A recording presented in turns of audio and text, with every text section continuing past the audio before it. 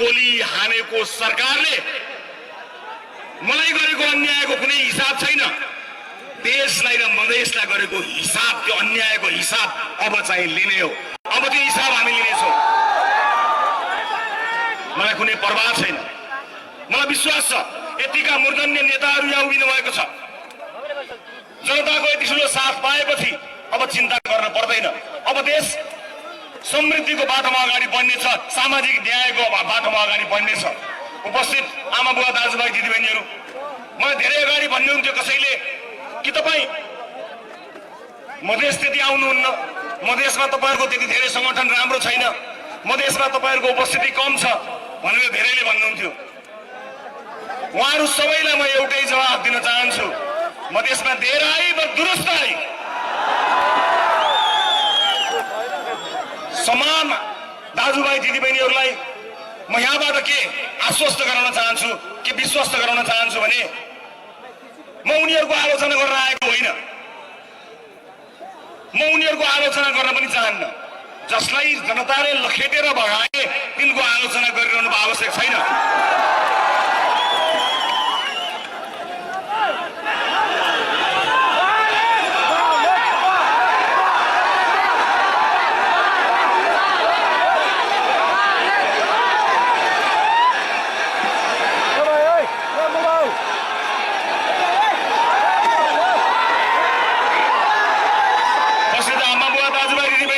छोडिदिनुहोस्, हामीले कसैलाई देश छोड भन्न पर्दैन। देश छोडेर गएकाहरूलाई फिर्ता ल्याउन सक्ने कानुन नीति नियम हामीले कायम गरौँ। हामीले कसैलाई देश छोड भन्न पर्दैन। अब परेन देश छोड्न भयो। म यति मात्र भन्छु, हिजोका दिनमा विरोधीहरूलाई छान्दै सखाप पार्न खोज्ने र यो देशको सपनालाई, इतिहासलाई बदल्न खोज्ने मानिसहरूलाई म यति भन्न चाहन्छु, हामी इतिहास पढ्ने मान्छे होइनौँ, हामी इतिहास लेख्ने मान्छे हौँ। मधेसले अब इतिहास लेख्नेछ।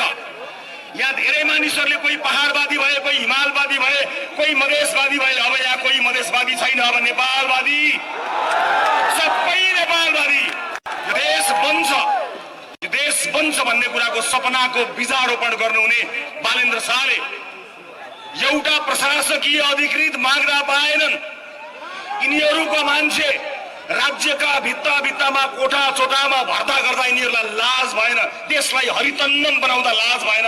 तर जनताको लोकप्रिय मान्छेले एउटा प्रशासकीय अधिकृत पाएन। अब प्रशासकीय अधिकृत होइन, तिम्रो सत्ता फेर्ने हो र जनताको सत्ता स्थापित गर्ने हो। म यति भन्न सक्छु, तपाईँको आँखा र तपाईँको अनुहारमा हेरेर उपस्थित आमा बुवा दाजुभाइ दिदीबहिनीहरू, तपाईँ हामीले देखेको सपना अब पुरा हुन्छ। त्यो यात्रामा आजबाट हामी जोडिएका छौँ। मलाई यो पनि विश्वास छ, यो देशका लागि सपुत कहाँ छ भनेर खोज्दै जाने होइन, यो देशका लागि सपुत म हुन्छु भनेर अगाडि बढ्ने हो। अब त्यो यात्रामा हामी अगाडि बढेका छौँ। म पुराना राजनीतिक दलका नेताहरूलाई प्रतिशोध हामीबाट हुन्न भन्ने कुरा ढुक्क पार्न चाहन्छु। तपाईँका लागि झुटा मुद्दा लगाउँदै अदालतको ढोका चार्दै हाम्रो सरकार जाने छैन, ढुक्क हुनुहोस्। तर देश लुटेर कमाएको एक पाइको हिसाब चाहिँ गर्नेछौँ। अन्यायको हिसाब हुन्छ, विभेदको हिसाब हुन्छ, चेलीबेटीलाई रुवाएको हिसाब हुन्छ, बालबालिकालाई टुकुरा बनाएको हिसाब हुन्छ, मधेसलाई गरिब बनाएको हिसाब हुन्छ, स्कुलमा खाना नखानेको हिसाब हुन्छ, चेलीबेटीहरूलाई बोक्सीका नाममा गाउँमा दिदीबहिनीहरूलाई हिसाब खुवाएको हिसाब हुन्छ। हर चिजको हिसाब हुन्छ, एक हिसाब हुन्छ। किनभने अब की बार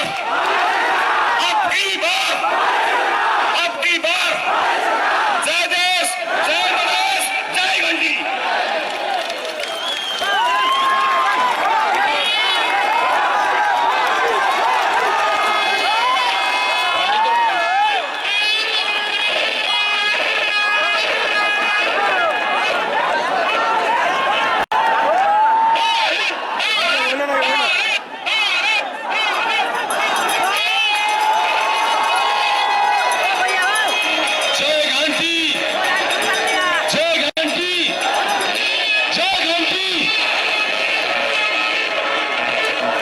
धन्यवाद जनकपुर, धन्यवाद। नेपालमा परिवर्तनको उद्घोष सभा सफल भयो, यो सारा देशले सुन्यो। हामी बीच शहीद परिवारका प्रतिनिधिहरू पनि आउनु भएको छ।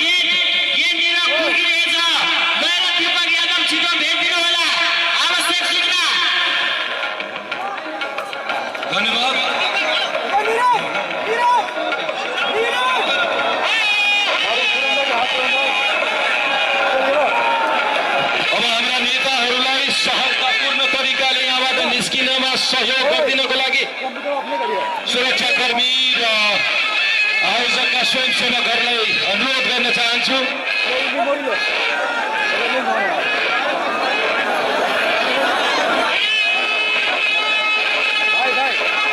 यस उद्घोष सभाबाट हाम्रा पार्टीका सभापति आदरणीय रविलाल छानेलज्यू, पार्टीका वरिष्ठ नेता यो देशको भावी प्रधानमन्त्री बालेनज्यूलाई सहजतापूर्ण रूपमा निस्किनको लागि सहयोग गरिदिन सबैजनालाई अनुरोध गर्न चाहन्छु। माथि नचढौ नि त।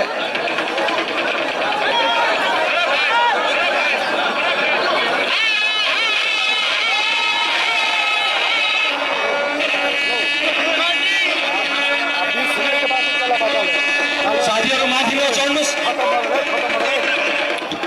माथि नचढ्नुहोस्।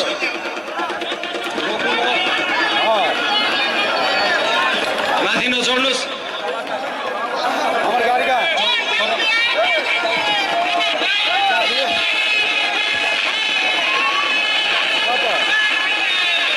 सबैजना तल ओर्लिदिनुहोस्।